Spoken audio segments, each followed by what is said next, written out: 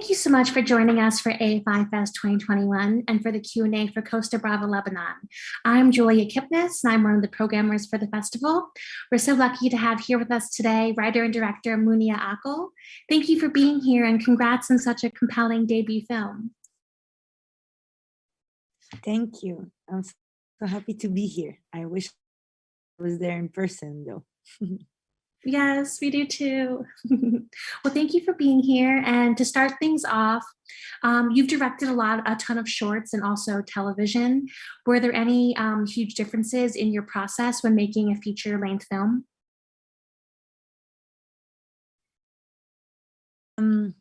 Less sleep. No, I mean, the process never changes in the sense that what the feature allowed me to do is spend more time with characters and with the crew, which is always more exciting. One like me who likes to build a family with the crew and to spend more time with my actors and the characters that I've written. So I think, of course, it's more challenging. There are more challenges that arose, and especially in the context of how we shot the film. But I think my heart was in the same place. It's just the scope was bigger. Definitely. And you've referenced Lebanon's garbage crisis in your previous work as well. Why did you choose this specific narrative to be your debut? And what was the inspiration behind the story and characters? I'm the garbage director. So basically, when in 2015, when I did my thesis film at Columbia University, I was, at the same time as I was writing, I was protesting against the garbage crisis with people from my generation who don't necessarily follow any of the political leaders that have been like holding us hostage for years. And so this protest was, yes, we're protesting against the garbage crisis, but what we were really protesting against was the political class. That is because the garbage crisis was linked to a corruption scheme, because they keep making money off of people, and so basically that's why I wrote my short film Submarine, which explored this crisis, which in itself was a great metaphor for everything that was wrong about the country. And then when my short film took me to a lot of unexpected places, luckily, it kind of forced me to write my first feature sooner than I expected. And what was driving me at that moment was still that. So in a way, my short film Submarine was this platform that took me to my feature film. The other thing that I always really, really wanted to explore in my work was family, the structure of a family, and how in many ways studying the cracks in a family is a way to study the cracks in a society. And those two things naturally came together because I was interested in exploring family and how the outside pressure that comes from living in a place like Lebanon, which is my home and the place that has defined me, but it's also a place that puts you under the test all the time because it's often in crisis. And that creates a pressure in the intimate space and on families that sometimes is, so I wanted to explore how this outside pressure could bring out the demons inside ourselves and how it could fracture this family. Mm-hmm. Yeah, you definitely see that in the location. It's perfect for to explore those dynamics. The setting of the film is very specific, isolated in the mountains, away from the city, and also set in the near future. Can you talk about the decision to locate the film at this idyllic home, and then also for it to not take place in present day Lebanon?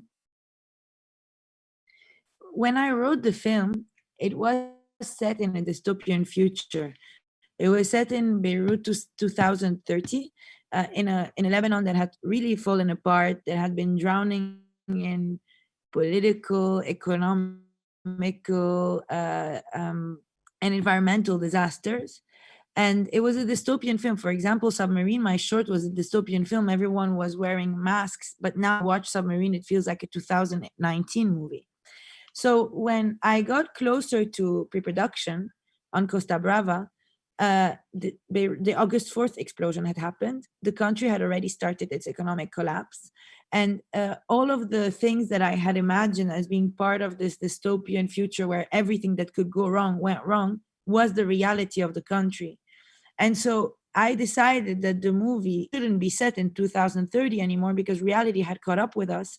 And the reality of the country was worse than the dystopia I had imagined. So actually, the film is now a film set in 2019.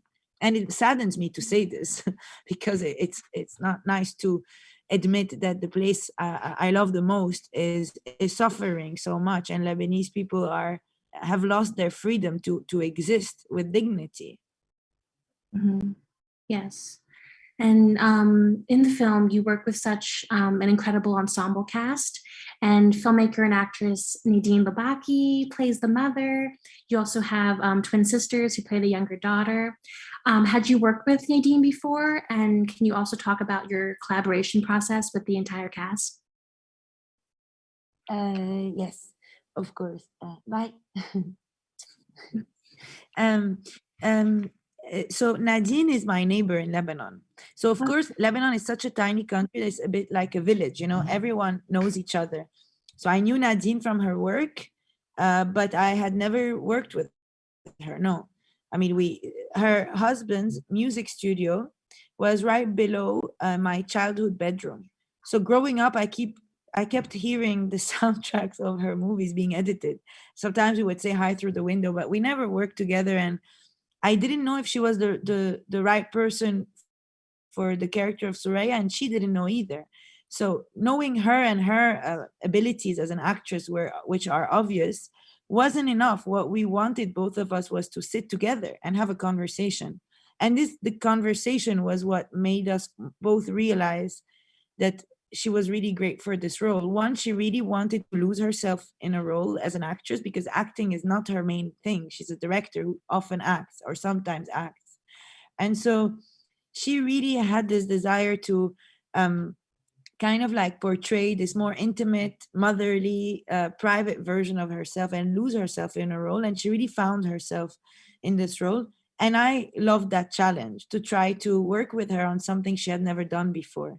And a lot of people who watch the film say, we've never seen Nadine like that in a movie. And that for me is a great thing because we both trusted each other to that. And of course, Nadine is a director, but the director in her was not on set. It was an actress and a friend, and she was really, really generous to me and the rest of the team.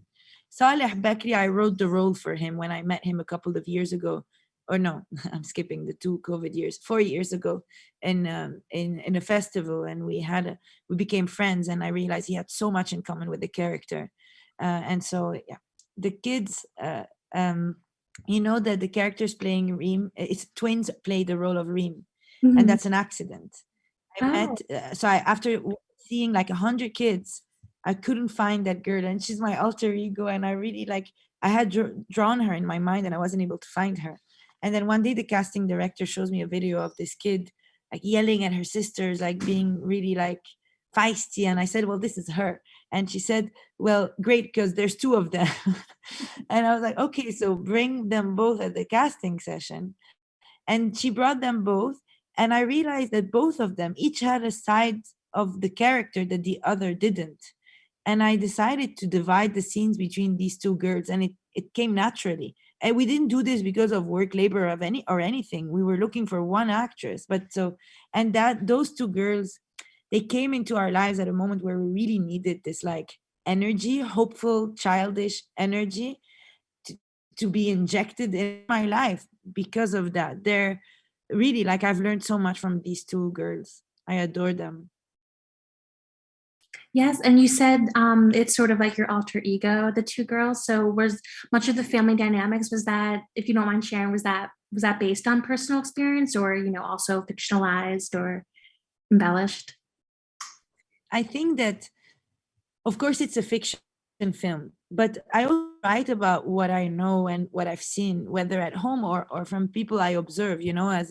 As a kid, I was a daydreamer, and I also used to observe people a lot. And I was fascinated with people. I probably inherited that from my parents, who are uh, very empathetic people who who love people. And so I think that, and also growing up in Lebanon, I felt like observing my parents deal with certain larger than life crises allowed me to see how the people I love the most can react to extreme circumstances. And it made me realize that my parents were as real as me. And I think that's when the screenwriter in me was born, right? When you realize that the people you love the most are also flawed, that it creates a different understanding of things, that everything is not black and white, and that's great. And what was your question? If it's inspired by my, I think Yeah. I think I am in every one of these characters. And I also think that, of course, it's fiction, but it's also, I don't think that Walid is my father or Suraya is my mother, not at all. But I think that everyone I know, including myself, is in each of these characters. I see myself in the father a lot more now than I did before, because after the explosion, I developed this fearful relationship with my city, the same way he fears going back to it, even though he loves it more than anything. And this desire he has of controlling everything around him, I feel like I had it last year when I realized that in a fraction of a second I could have died. I became more of a control freak than I was before, and constantly fearful of the people around me being unsafe. And when I started writing the film, I was a bit more like Suraya in my maybe like idealistic idealization of my city. But when I was a kid, I was this young girl who had inherited my father's trauma and who had OCD and who was in love with my father. And then when I was a teenager, I developed this real internal world where I didn't want to be part of the real world anymore. And also like after the a lot of the events that happened in Lebanon, I also see myself a lot in the aunt that feels very cynical about her city and doesn't believe it's going to change and doesn't believe those people are going to leave.